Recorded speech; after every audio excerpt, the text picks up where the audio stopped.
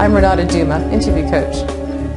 In last week's episode, we talked about the fact that based on the outcome of recent studies by leading scientists, psychologists, psychiatrists, and sociologists, it takes both a high EQ, right-brained emotional quotient, and a high IQ, left-brained intelligence quotient to become a balanced-brained individual.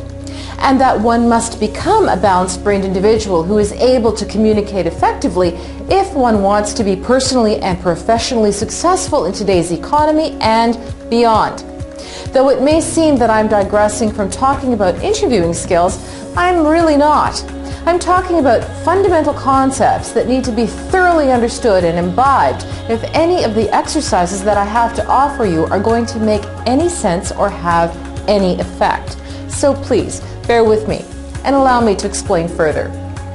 In episode 6, I mentioned that a fully expressed or actualized individual is one who is accessing both brain hemispheres, is tapping into their analytical, deductive capabilities, and is simultaneously working intuitively and creatively.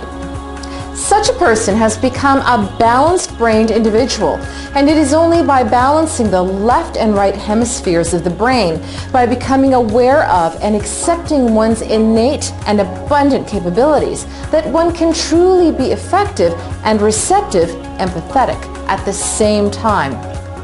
If you boil it all down, that's what a perfect interview is all about. Being effective in how you communicate with others so you can sell yourself in increments of a minute. More about this later.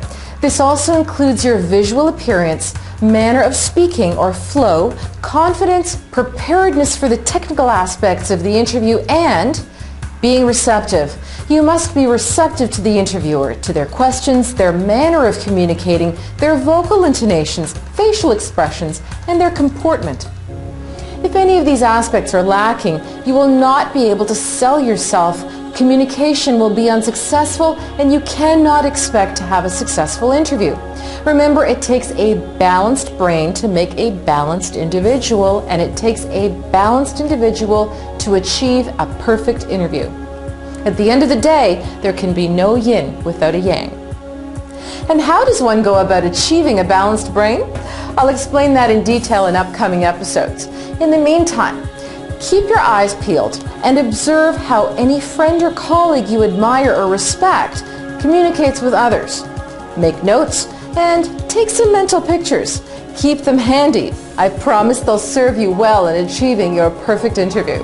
But more about that later. What to do next?